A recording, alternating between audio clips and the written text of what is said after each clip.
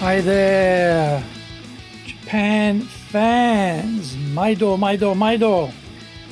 Well, in today's show, we're going to talk about a little bit of a technical subject on opening and closing talks.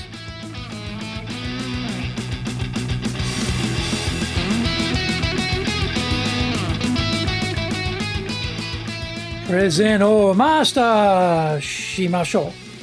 This is the fourth year of the Presentations Japan Series podcast, and we are beaming around the world to you from sunny Minato-ku in Tokyo, and I'm your host, Dr. Greg Story, your corporate coaching and training guy.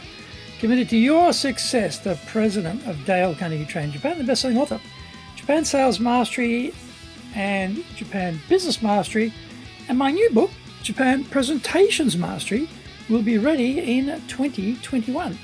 Through this podcast, I want to help you to become a better speaker who's clear, confident, persuasive, highly influential with those around you. Now, don't forget to subscribe.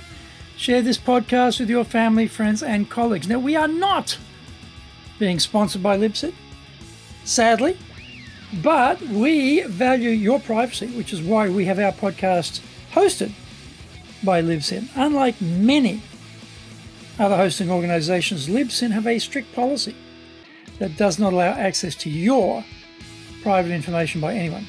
Here's the daily lineup on iTunes. Mondays, Cutting Edge Japan Business Show. Tuesday, Presentations Japan Series. Every second Tuesday, the Business Touches in no Oshie Show. Wednesdays, Sales Japan Series. Thursdays, Leadership Japan Series. Every second Thursday, the Business Pro Podcast. Fridays, the Japan Business Mastery Show. Saturdays, Japan's top business interviews. Now, this is episode number 218. Today we're talking about primacy and recency for speakers, and this is part one. Primacy refers to the beginning of something as it enters our brain.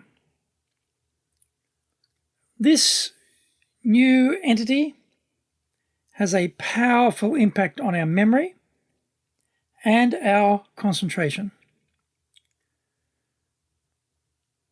To muscle itself into our existing brain thought stream takes a lot of mental energy. If successful, the new direction grabs us more powerfully than continuing with the same existing thought pattern. Recency is focused on the last thing we have heard. One of the narky criticisms of some people is that the thoughts we share with you are the result of our most recent conversation. We tend to remember the last thing we heard. That makes a lot of sense, doesn't it? But what does this mean for speakers? Are we only able to have our audience remember our openings and closings of our speeches? Yes, the audience will certainly most easily recall the first and last pieces of information. They will also strike an impression of us on the basis of our first and last visual and vocal touches. Obviously, we need to plan for and control the delivery of all of this opening and closing business, but we can go beyond that. There will be numerous other opens and closings going on during the audience's busy day. How do we shovel those completely aside and dominate the minds of our audience?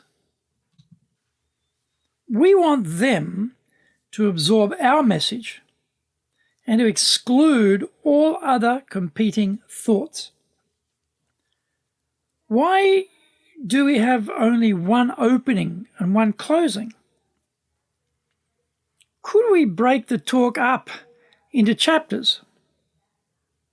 Each chapter is given a gangbuster opening and closing for that particular thought or point we want to convey? Could we bring some physical action to the fore to differentiate the chapters and lift the audience's engagement with us? This is only possible if we switch up our thinking about what is achievable with a talk. The speaker's normal fare is the same as everyone else's normal fare. We are immediately at a disadvantage to stand out from the crowd. Sadly, we are at one with the speaker push, fitting in with standard operating procedures and methodologies. We become another grey automaton lined up with all the other robot speakers. Let's stop doing that. In a 40-minute talk, there will be room for about 7 to 8 chapters, an opening and the first close before the Q&A, then the final close. Let's change up the opening at both the mental and physical levels. We want an opening statement, question, quote, testimonial, or story that rocks the audience back into the folds of their seat and makes them take note that they are strapping in for a major ride here today. This shatters everything that came before for them up until that point.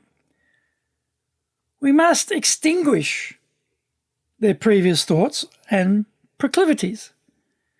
This is especially so if you are one of a number of speakers tumbling along one after another, launching forth on some worthy topic.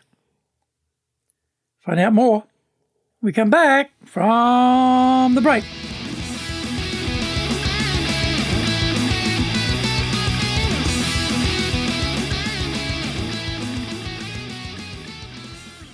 Today's show is brought to you by our public courses, but we also do custom in-house programs. We do these live online or in our super safe classroom. We do them in English, we do them in Japanese.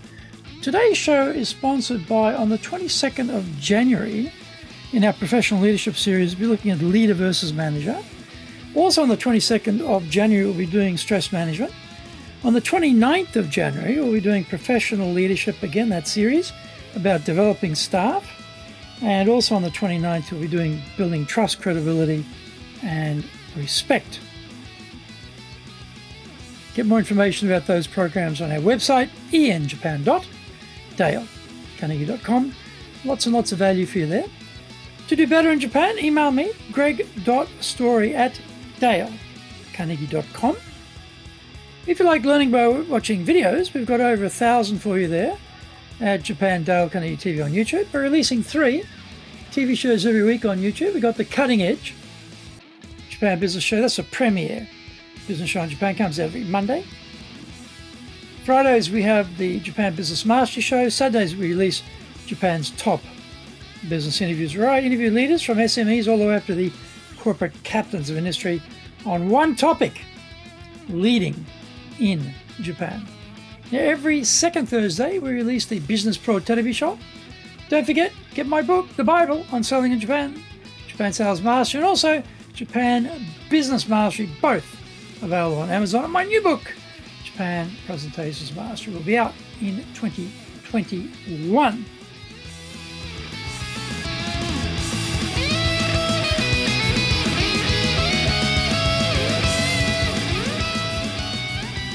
Welcome back. Let's organize some crew instead of always going solo. If there is a switch between you and the MC or the previous speaker, there is always some dithering around with the tech to get the laptops exchanged and your slides up. This drains the lifeblood of your first impression, and the energy in the room simply tanks. The MC roars, Ladies and gentlemen, the incomparable, the amazing, the stupendous Dr. Story. Please welcome him to the stage because he is going to totally rock our world today.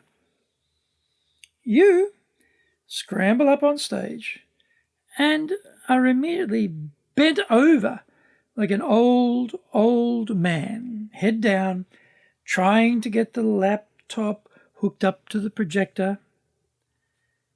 This unwanted intrusion into the opening segment continues while you are zipping around with your mouse trying to boot that slideshow up. This lull in proceedings has created the impact of that powerhouse MC introduction. It is now effectively been driven down to a pathetic whimper. People have whipped into scrolling through their Facebook, LinkedIn, or email, ignoring you while you get your act together. The opening's marvelous, magical momentum has melted away. Why not get someone else to handle logistics so that you can get straight into your talk? They set it all up while you are already speaking to the audience. At the right moment, they leave the slide advancer for you on top of the laptop, gracefully glide off stage, and leave you to continue solo. This way, we float directly onto the power stream of the MC and then take the audience even higher with our own energy. Yes, we need to have a lot of energy at the start because remember, there are two bodies on stage. We want to monopolize the audience's attention for ourselves.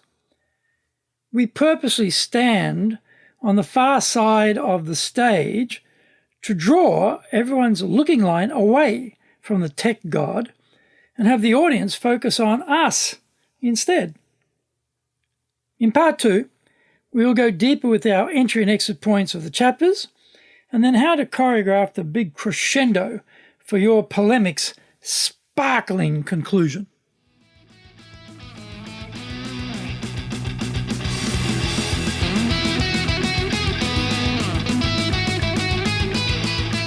Did you get value from today's show? If you did, then share the love around with your family, friends, and colleagues. Don't forget to subscribe and share this podcast on iTunes. Until the next episode, go out there and apply the learnings from today and become a presentations legend amongst your circle. Thank you for listening, and please tune in next week. Remember, I'm your corporate coaching and training guide committed to your success here in Nippon.